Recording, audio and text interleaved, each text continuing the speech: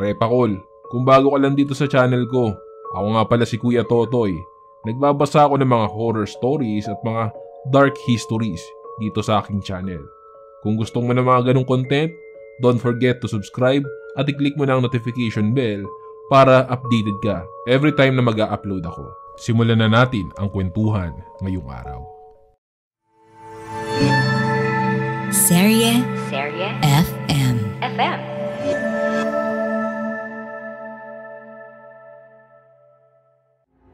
Noong buhay pa siya ay bata pa ako noon. Naalala ko yung binuksan ko ang baul niya. Kakaiba yung amoy nito at puro bote na may lamang mga insekto sa loob. Pero yung amoy niya parang sinusunog na karne at balat. Sinabihan ako ng lolo ko na wag ko daw gagalawin o buksan ang mga bote dahil daw may lalabas daw doon at kailangan daw namin pakainin. Sa pagsapit ng dilim, may mga kwento kang maririnig. Kwento ng takot na magpapanginig sa iyong dibdib. Mga kababalaghang hindi kayang tanggapin ng inyong isipan.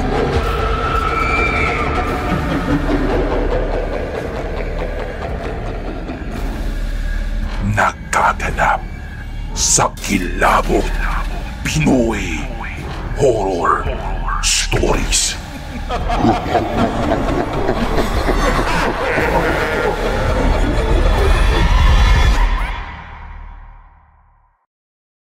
Magandang araw po sa inyo, Kuya Totoy. Itago niyo na lang po ako sa pangalang Conchita. Ang ibabahagi ko po dito ay ang mga paranormal cases na nahawakan ko before. Way back in 2007, bago mag-start ang first sem. Ang friend kong si Jigs ay in-invite ako sa gagawin nilang investigation sa Cavite. Kasi yung isa nilang kasamahan na psychic ay nag-back out. Tinanong niya ako kung pwede ako. Sabi ko naman sa kanya, baka wala din naman akong magawa doon. Kasi tarot reader po ako, Kuya Totoy. At hindi ko pa nahahasa yung ability na yun. Ang sabi niya ay wag daw ako mag-alala at malalaman ko na lang daw sa meeting kung bakit.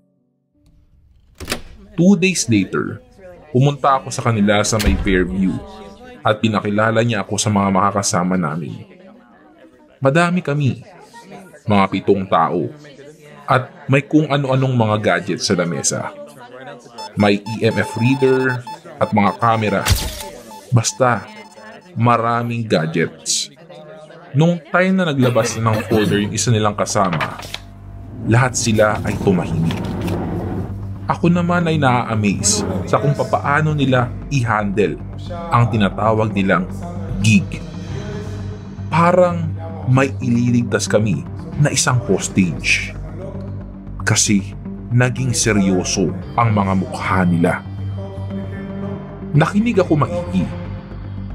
Diniskas sa amin yung mga setup ng camera at yung mga rounds na gagawin namin. And since bago daw ako, I should stick with Jigs at si Kuyang Malaking Mama na tawagin natin sa pangalang Monmon. Kaya daw maselan yung gagawin namin ay dahil daw may mga gamit sa bahay na pinamamahayan ng mga hindi pa matukod na nilalang. Kung kaya, dapat daw ay mag-ingat kami. Sa lahat ng kasama ko, ako lang ang bago. As in, ako lang ang walang karanasan sa ganitong trabaho. Uy Jigs, ano ba to? Papapuntahin mo ko sa kuta ng mga maligno. Tapos baraha lang ang dala ko. Anong gagawin ko doon? Manghuhula? Sabi ko, wala ka naman gagawin eh. Magbabasa ka lang doon sa may vacant room sa second floor. Tignan mo kung anong makikita mo. Sabi niya.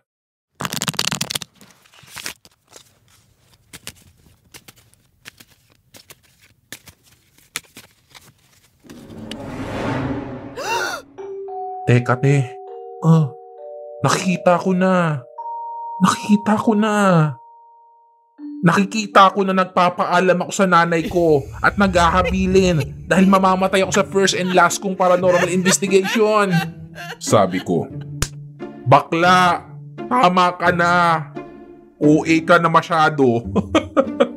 Mamamatay? Mamatay agad? Sabi niya, sabay lakas ng tawa. Bakla nga ako. Anong magagawa ko? Ay nako. Pero seriously, kinakabahan talaga ako, Jigs. First time kong gagawin to. Alalayan mo ko ha? Opo, Kuya Totoy. Bakla ako. Hindi ko ikakaila iyon at hindi ko itatago. Matapos ng maikling usapang iyon, ay pumunta na kami sa Bacoor. Pero bago yun, ay nag-stop muna kami sa Quiapo Church para humingi ng gabay at proteksyon at bumili na din ako doon ng mga insenso at kandila.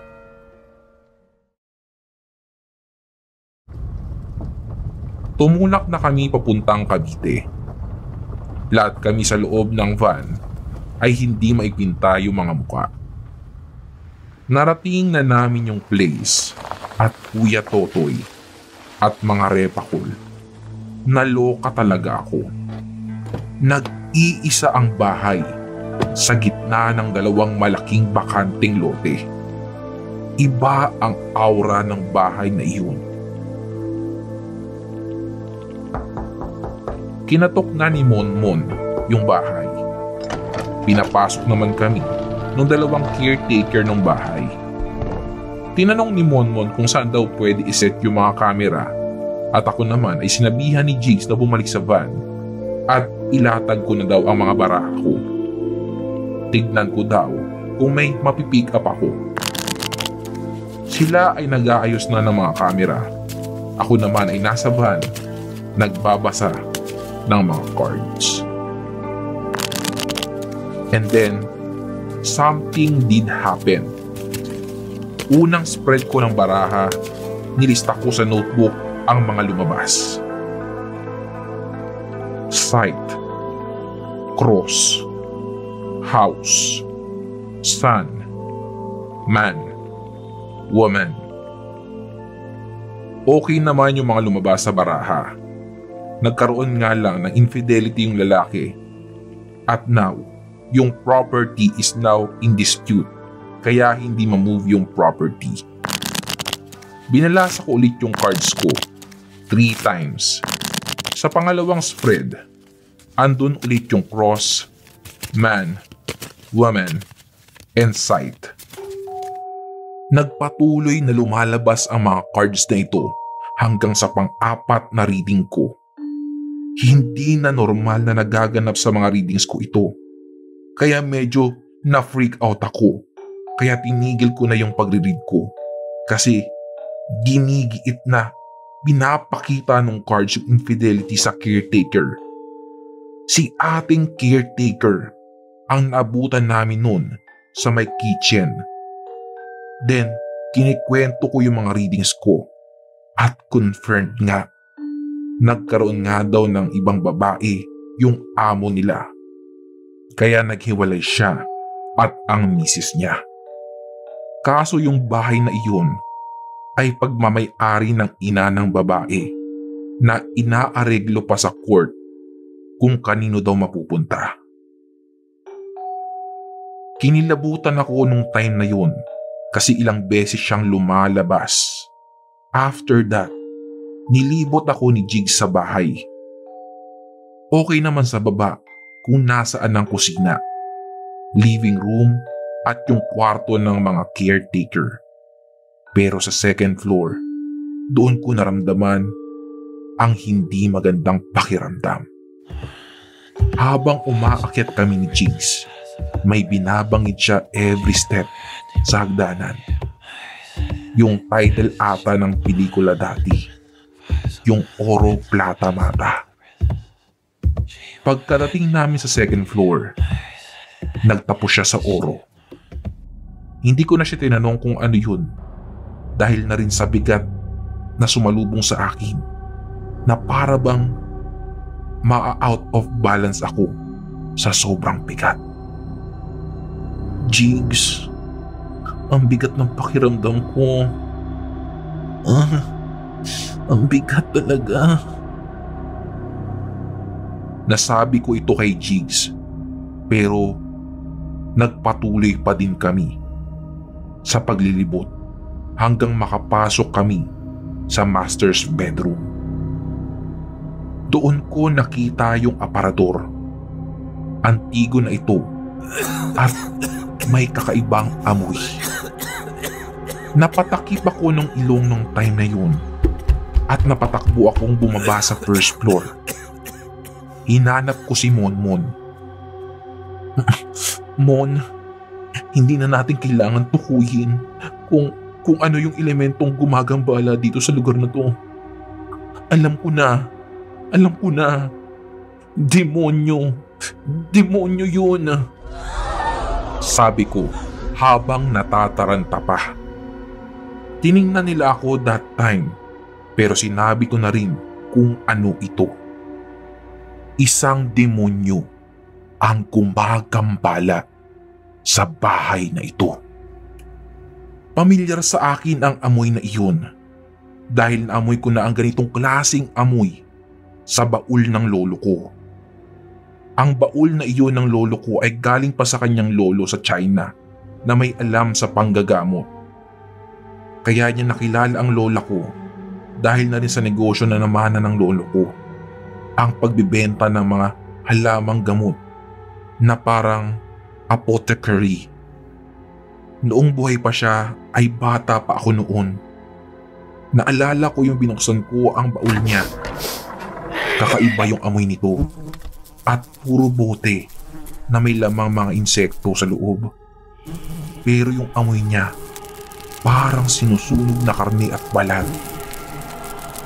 Sinabihan ako ng lolo ko na wag ko daw gagalawin o buksan ang mga bote dahil daw may lalabas daw doon at kailangan daw namin pakainin. Nung lumaki-laki ako ay nalaman ko sa lola ko na mga demonyo pala ang laman ng bote. Kaya ipinabaon yung baul na yun nang namatay ang lolo ko. Agad-agad ay nag-pack up na kami ng mga kasamaan ko at pinayo ko na lang na ibaon ang aparador na iyon at wag nang tangkaing buksan at kalkalin. End of case 1.